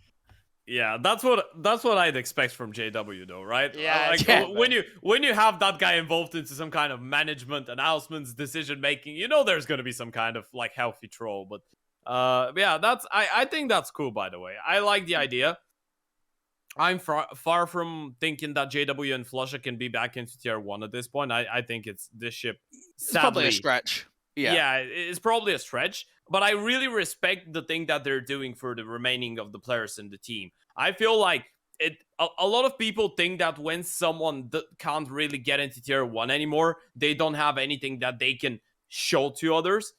I think that Flush and JW, they can teach me and you how to be pro players in CS. I mean, those guys, they have so much knowledge about the game. So for them, they don't really need to be at peak level. They don't need to be in tier 1. They don't even need to be in tier 2 form in terms of individual skill to be a team that's performing well. They just need to be useful for the youngsters and teach them. And I think that's a sick project. I feel like they're just trying to follow the steps of, let's say, what Gambit did with Hobbit and everyone from Gambit youngsters. Like everyone's trying to follow that nowadays. But yeah, I like the idea. I think that at one point they're just gonna step down from the roster and just continue controlling it. But they just keep playing because they feel like they have something that they can give to the young players when they're in the server as well. Yeah, I think when they first formed, they got a lot of good results. They're probably not happy with how things have been more so recently, but I'm glad that they got off that Gorillas project because there was just no potential there at all. So you go back, you get some young guys, you try and make it a competitive team. So yeah, I think overall it's a cool looking project. I'd like to see how much further it goes. We spoke about QnA on the last show, obviously them playing in EPL conference, but obviously they've changed their lineup massively. Max was even saying I thought they were still full German, which they were going into that event. They still had Panics on there, Cressy, Glaze, and then they got HS, Color, and Matty. So even for QnA, that is a massive change to go from full German to full EU pretty much overnight. Yeah. Those transitions are always tough. I mean, I think that for the German scene, this is something that has to happen from time to time because I think after all those years, we figured out that German teams aren't really able to build up the most skilled teams only from their region, and their strengths are more in the tactical aspect of the game. In other news, don't know what is happening in Finland right now, but there are some crazy changes. So for Havu, we obviously know this year's been really poor from them, and from the pretty much the player break onwards from last year, it's been poor as well. They were top 15 on HLTV in the first few months of last year. They were winning. I think they won 4 back-to-back events. They were in 7 grand finals. And then they just dropped off a cliff massively. Disturbed steps down from a coaching position and goes into a managerial role, I'm pretty sure. They bench Slowly, they bench Otto, and now they've benched Smiley. So they've basically got 2 players of Ariel and X7. And this was a top tier 2 team. This was one that was even taking wins against tier 1 competition. And now the lineup's just gone. So I have no idea what's happening. You've got this team Temp, which is Alu's lineup, but then even them, they're not playing on HLTV very much. So it's rough to be in Finland right now. It is, yeah it is. Do you think that, you reckon that Alu is going to rejoin? To ENCE? No, to no, sorry, not ENCE, Havu. For Havu? No, I don't think so. I think they go down the younger players. I mean, I don't know, though. I don't know where they go. Is it determined? Are they going to stick 5 Finnish still? Are they going to be a Finnish team only? Because then, the whole question of, do they go European route rather than Finnish? Maybe. I don't know. Maybe. Because I think both players that they have left are actually, English speaking, right? They're pretty confident English speakers. And so, yeah, I don't know. I don't want to be the guy that stirs the pot even more. But we do love a good pot stir here. But imagine you're the CEO of Havu right now. You're planning to go international. You're listening to Ryan. You're like, who told that guy? yeah, exactly, man. I know all too well. No, but it doesn't say in particular sort of what's going on. They just It says that there's a rebuild, doesn't yes, it? the final dates are settled, and they will debut at Assembly Summer 2022. The Finnish land will take place in early August, and see 8 teams of mostly Finnish and Nordic cores competing for a €15,000 prize pool. So, in my head, that means they could still go for a Finnish core, Soon. but they'll have to announce the lineup soon, because obviously this event starts in August. And then on top of that as well, like they say Finnish core, it isn't, they've got to be Finnish or Nordic teams. And so, you know, it's kind of encompassing. We're already setting up the backbone of being like, you know what, we're going to bring in 2 European players that are free agents right now and seeing what they do and seeing what's going on there. Yeah. Is this where Harvu maybe look to pick up a young gun of Chauzy to stay Nordic or whatever like that, right? I think there's a lot of shouts that you could make, not just for Finnish, but for Nordics as well, with the people that are free agents. Yeah. Yeah.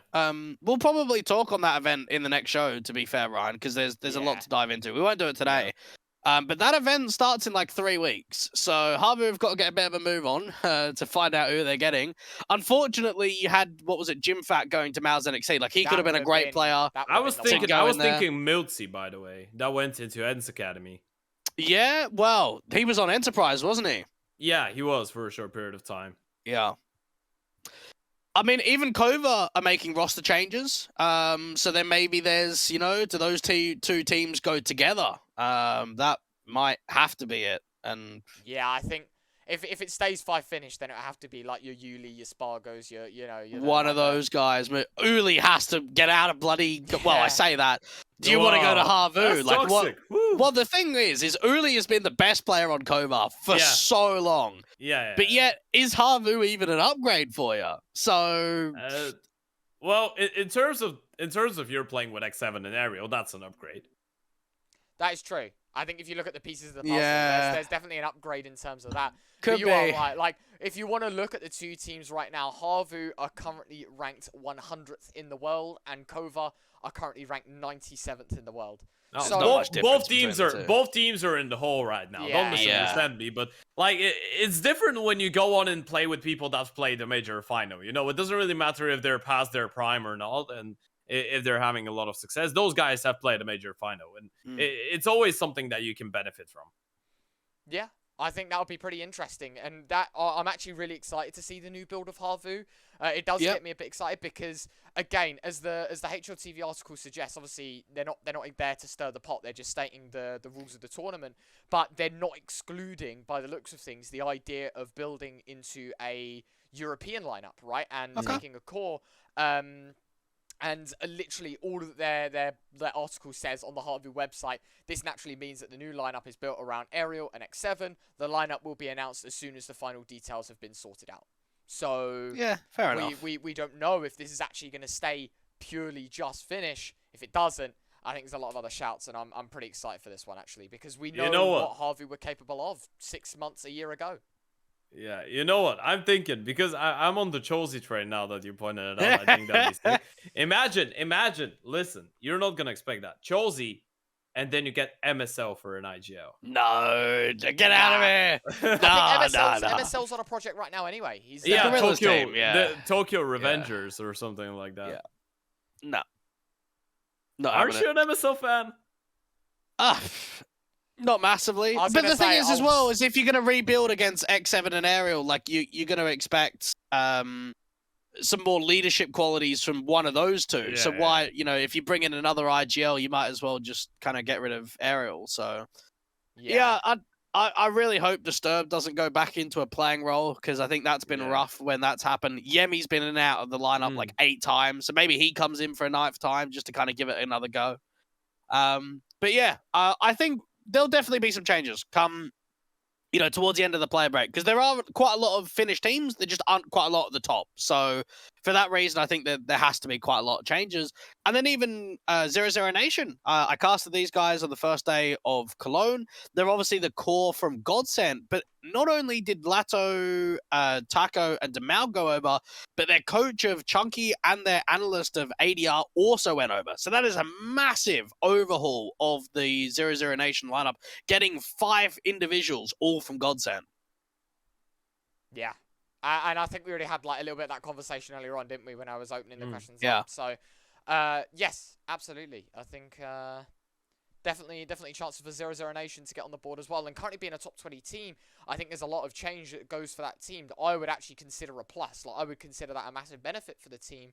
I've always been a big fan of Try. I think ever since we saw him play in the Blast like showdown, right, for South America, and I forget which team it was. It might have been 9Z, right? Yeah, he played. Did he play for 9Z? And then I don't know what team he played against. It was like another Argentinian, or like maybe it was like a Complexity or something like that. Obviously not Complexity now, but you know what I mean. Like sort of one of those, maybe an Extra Salt or something. I don't know what the team was, but he had that one game, right, and then everyone was a massive fan. And since then, like I can actually get on board with it. Like looking at his stats and how well he plays, and obviously now with the experience from Godsend, although not amazing. You definitely got building blocks there to make a pretty good 0-0 Nation side. And for 0-0 Nation themselves, I feel terrible because that is an org that has been around. I think they were the ex-Nordavind side, right? Or like Nordavind became 0-0 Nation, or I don't know like the backstory there. But I know like some transfer happened. And since we had that Nordavind side that I remember, it was like HS in the team. And it was like in Elisa, like 2021, the start of 2021. Since then, like the run of this organization, whether they are linked or not, has been horrific. And like 0-0 Nation have been clowned and clowned and clowned. Is this finally the time where they push out and actually can make something happen? They're top 20 on the world right now. That's got to mean something. It's a bit inflated, to be fair. Like that comes down to. Because the thing is as well is that obviously that ranking is core from Godsend, and then that they've just played at Cologne itself. So it could be a bit inflated. Whether they continue their form, I think has to be discussed on a later episode. But the changes look good. And I'll be keen. I don't know if you've got anything else to add, Ted, on this one.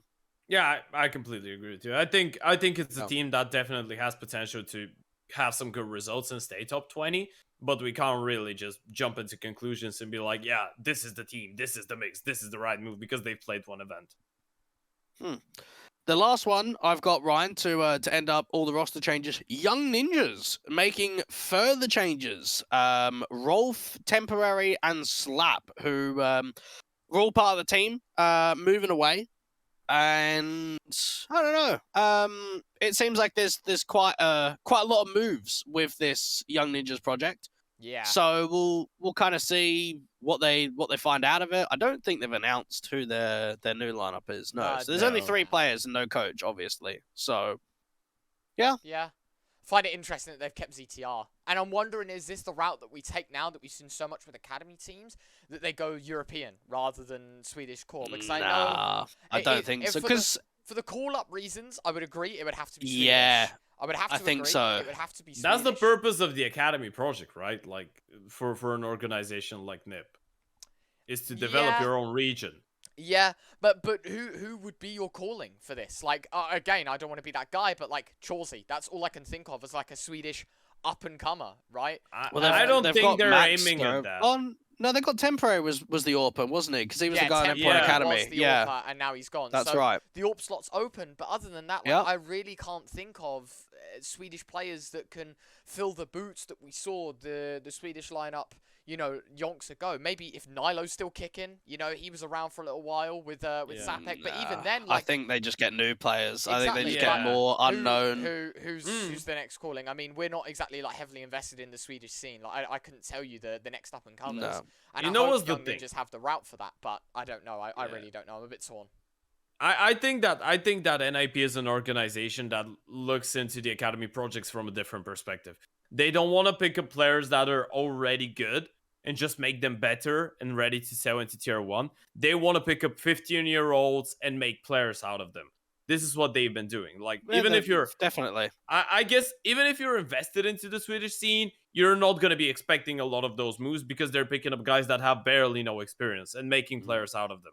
And I think that's the purpose of the project. I don't think they're aiming to build a team that's going to be good, like Mouse NXT being able to be top 30 with an academy team. I don't think that Young Ninjas want that. I think they just want to build up players for the future. One thing as well, Ryan, a few of those players that were mentioned in the roster changes are coming on future episodes. That is... Yeah.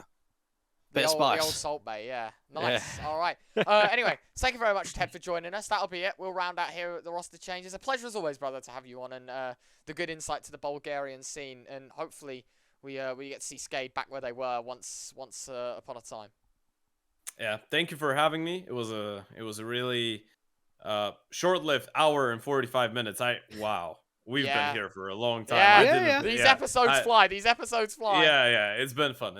Thank you for having me. Yeah, thank you very much, obviously, Dweg. Cheers for sticking around. And, well, until then, guys, thank you very much. Have a good one. Take it easy. And, well, we'll see you in the next episode. Bye-bye.